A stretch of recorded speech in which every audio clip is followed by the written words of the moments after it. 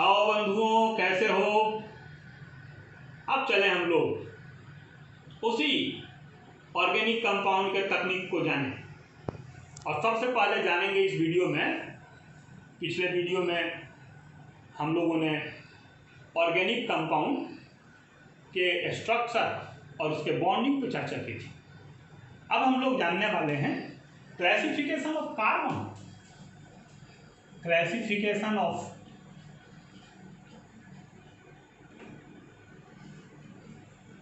Carbon. क्या आप जानते हैं कि कार्बनिक यौगिक में जो कार्बन दिखते हैं सब एक से नहीं है। ये कार्बन है, ये कार्बन है, और अब इससे ये कार्बन जुड़ गया। अब इसका नेचर बदल गया। पहले ये अकेला था तो इसका नेचर दूसरा था। अब ये एक कार्बन और जुड़ गया तो अब इसके नेचर और बदल गए। आप सोचो कि इससे एक कार्बन और जुड़ गया तो आपने विचार किया ये कार्बन कैसा कार्बन है। ये कार्बन वैसा कार्बन है जिससे केवल एक कार्बन जुड़ा है। ये कार्बन कैसा कार्बन है तो जिससे दो कार्बन जुड़े हैं। और ये कार्बन कैसा कार्बन है तो जिससे दो कार्बन जुड़े हैं। लेकिन इस कार्बन से केवल एक कार्बन जुड़ा है। लेकिन इसके नीचे हम लोग एक कार्बन लिख दें और तब आप विचार करें कि अब ये कार्बन ये कार्बन ये कार्बन एक से हैं। ये कार्बन अलग है। ये कार्बन ये कार्बन ये कार्बन, इस तीनों से एक एक कार्बन जुड़े। इस कार्बन से एक दो जुड़ा और इस कार्बन से एक दो तीन जुड़ा। तो इस कार्बन को बोलेंगे 1 डिग्री, इस कार्बन को बोलेंगे 2 डिग्री, इस कार्बन को बोलेंगे 3 डिग्री। ये कार्बन है फिर 1 डिग्री। लेकिन अगर इधर से हम लोग एक कार्बन इधर एक कार्बन इधर एक कार्बन इधर जोड़ दें तो फिर ये हो जाएगा 4 डिग्री और फिर ये हो जाएगा 1 डिग्री 1 डिग्री 1 डिग्री। अब इस कार्बन के पास कितने प्रकार के कार्बन हो गए तो 1 डिग्री कार्बन हो गया। 1 डिग्री को हम लोग बोलते हैं प्राइमरी कार्बन। Primary carbon. फिर 2 डिग्री कार्बन हो गया, इसको हम लोग बोलते हैं secondary carbon.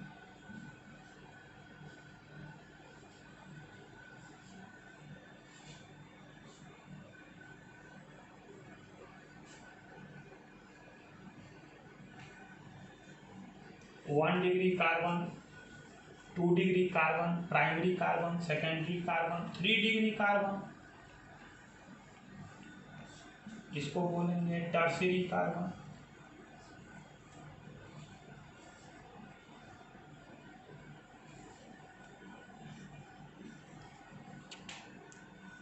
Four degree carbon,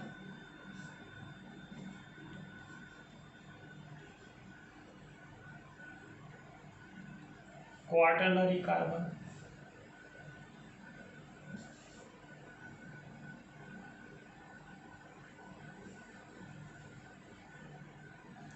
one degree carbon primary carbon की संख्या है 1 2 3 4 5 carbon primary.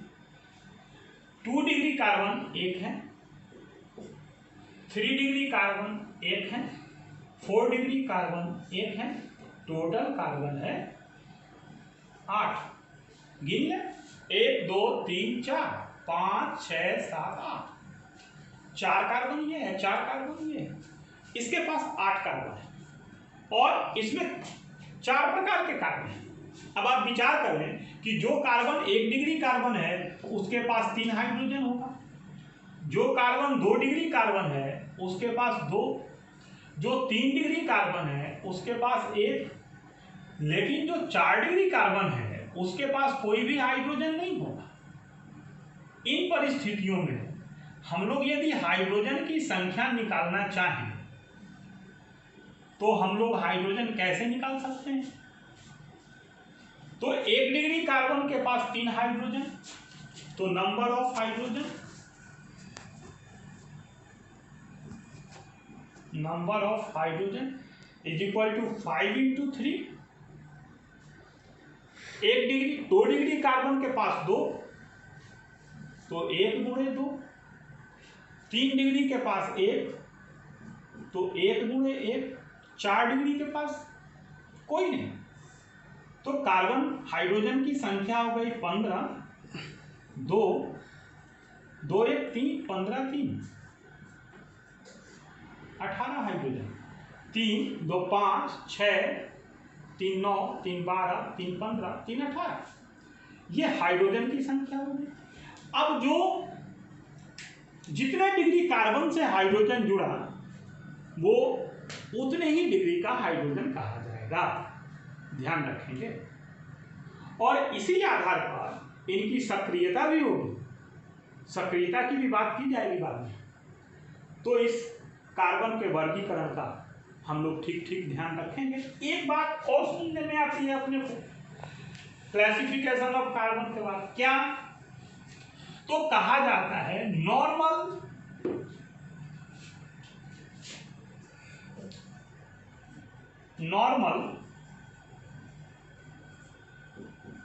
Iso and neo hydrocarbon.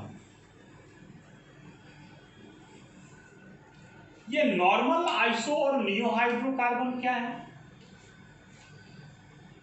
Normal का अर्थ है कि ऐसे कार्बन कार्बन जुड़ता चला जाए तो इसको नॉर्मल कहते हैं। 1 2 3 4, तो ये ब्यूटेन हो गया, तो इसको हम लोग नॉर्मल ब्यूटेन कह सकते हैं, स्मॉल एन से सूचित कर सकते हैं। लेकिन यदि किसी चेन में CH3 का होल ट्वाइस CH जुड़ा हो तो इसको बोलते हैं आइसो। और यदि CH3 का होल थ्राइस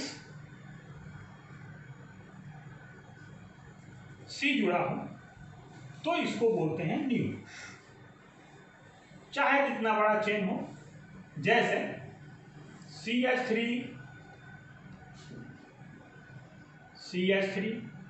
CH, तो CH, और इससे अब चाहे जितना बड़ा जुड़ जाए, CH2 CH2 CH2 CH3, तो इसका नाम हो जाएगा 1 2 3 4 5 6 7, और नाम हो जाएगा आइसो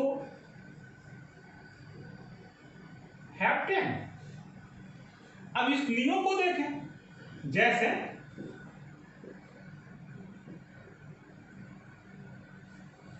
CH3 CH3 CH3 ऐसा जुड़ गया। अब यहां पर CH2 CH2 CH3 जुड़ गया, तो इसका नाम हो जाएगा 1 2 3 4 5 और 2 7, तो इसका नाम हो जाएगा नियो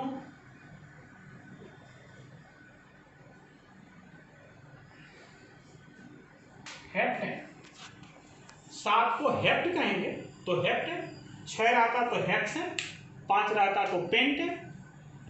तो इसके नियो इसमें जुड़ेगा, इसमें आइसो जुड़ेगा, इसमें नॉर्मल जुड़ेगा। तो हम लोगों ने देखा normal, iso and neo hydrocarbon. फिर हम लोग बात करेंगे कि classification of organic compound.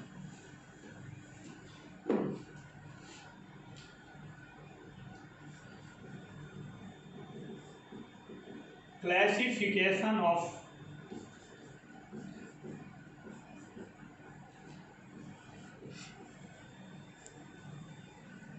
Organic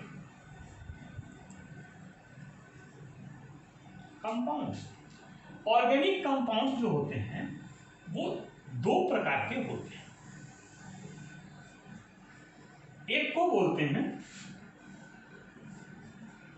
acyclic और दूसरे को बोलते हैं cyclic.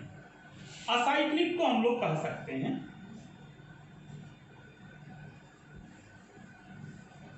Open chain organic compound, इनको हम लोग बोल सकते हैं क्लोज्ड चेन, इसको हम लोग एलिफैटिक भी बोलते हैं।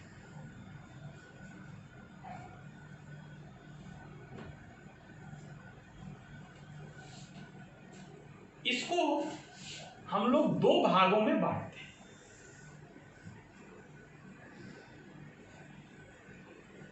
एक को बोलते हैं एरोमेटिक, दूसरे को बोलते हैं एलिसाइक्लिक। और एरोमेटिक को भी दो भागों में बांटते हैं और एलिसाइक्लिक को भी दो भागों में बांटते हैं। एक को बोलते हैं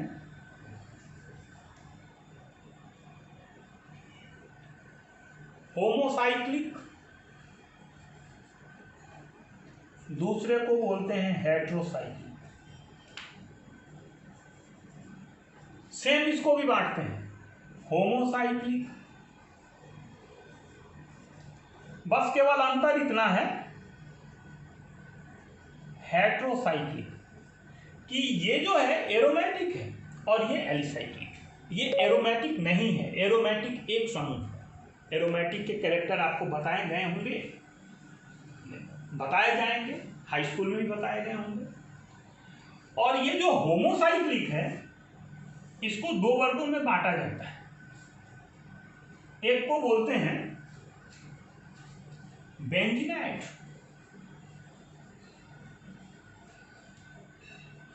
और दूसरे को बोलते हैं नॉन बेंजीनाइट।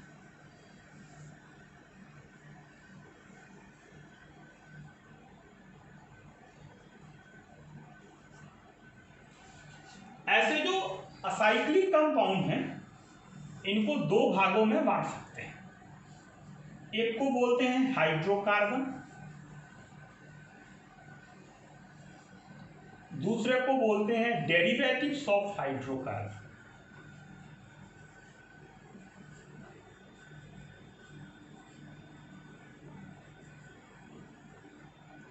और हाइड्रोकार्बन को दो वर्गों में बांटते हैं।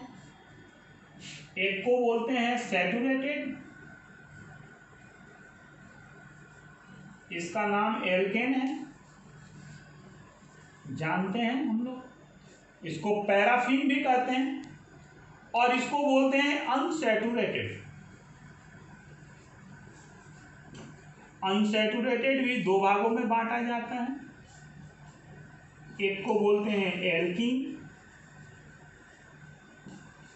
और दूसरे को बोलते हैं एल्काइन। इस तरह हम लोग ऑर्गेनिक कंपाउंड का वर्गीकरण कर सकते हैं। असाइक्लिक कौन है?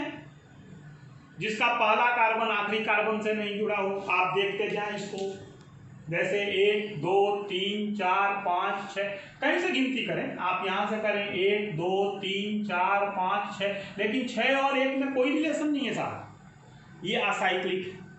लेकिन यदि ऐसा हो कि 1 2 3 4 5 6, अब ये पहला कौन है छठवां कौन है आप नहीं जानते हैं, इसीलिए हम लोग साइकिल बनाने से रोकते हैं बच्चों को, कहते हैं साइकिल मत बनाओ, नहीं तो फर्स्ट नहीं हो सकते तुम, गारंटी खत्म हो जाएगी। इसमें गारंटी है कि ये फर्स्ट होगा या लास्ट होगा, ये फर्स्ट होगा नहीं तो ये फर्स्ट होगा, ये बीच वाले फर्स्ट नहीं हो सकते। और साइकिल बनाने में बीच वालों को अवसर मिल जाता है, तो साइकिल बनाना वो लोग पसंद करते हैं जिनको अवसर मिलने के गुंजाइश नहीं है। अगर आप साइकिल बनाने लगते हैं तो हमें संदेह होने लगता है कि आपको अपने ऊपर विश्वास नहीं है, आप ये सोचते हैं कि हमें अवसर नहीं मिल सकता है। बहरहाल हम लोग देखें, ये तो लेसन है कि असाइक्लिक है, ये साइक्लिक है। ये साइक्लिक यदि एरोमेटिक है, एरोमेटिक का अर्थ होता है जिसमें एरोमेटिक लक्षण पाए जाएं, अर्थात वो हकेल के नियम का पालन करे, उसके पास पाई इलेक्ट्रॉनों की संख्या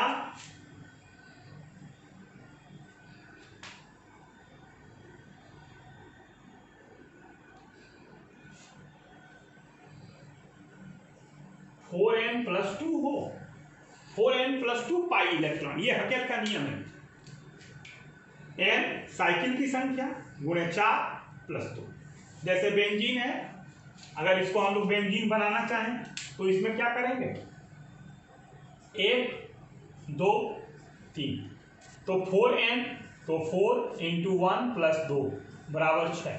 इसमें 6 पाई इलेक्ट्रॉन है। ये हकेल का नियम है। संरचना कैसी हो इसकी, तो प्लेनर हो, साइक्लिक हो।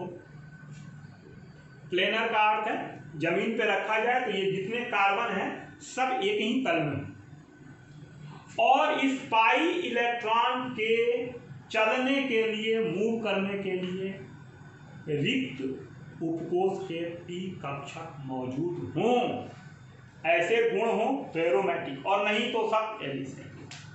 अब एलिसाइक्लिक में 2 प्रकार के, उस साइकिल में केवल कार्बन हो तो उसको होमोसाइक्लिक या कार्बोसाइक्लिक कह सकते हैं, और कार्बन को छोड़ करके कोई अन्य एलिमेंट भी, नाइट्रोजन ऑक्सीजन उसमें हो तो उसको बोल सकते हैं हेट्रोसाइक्लिक। यहाँ भी वही स्थिति है।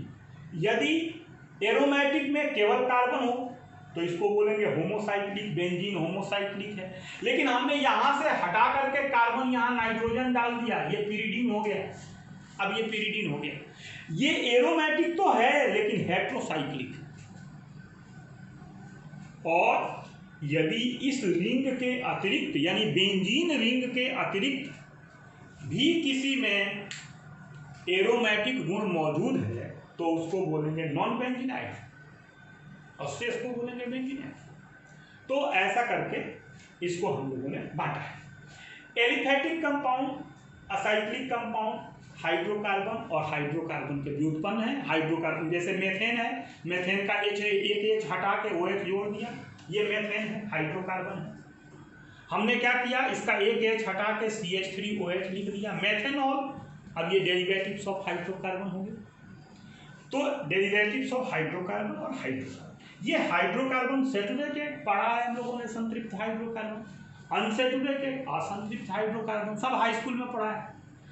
एल्केन, एल्कीन और एल्काइन ये भी पढ़ा है। फिर सबको हम लोग एक बार देखेंगे, लेकिन इसके लिए हम लोगों को फिर अगले वीडियो का इंतजार करना पड़ेगा। अगले वीडियो का इंतजार करेंगे, लेकिन ध्यान रखेंगे कोरोना से बचेंगे, सोशल डिस्टेंसिंग मेंटेन रखेंगे, अपने रिश्तेदारों को, पड़ोसियों को इसकी जानकारी भी देंगे, खासकर अपने मित्रों को जरूर बताएंगे उनको कि सोशल डिस्टेंसिंग का ख्याल रखें। वीडियो को सब्सक्राइब जरूर करेंगे। Thank you.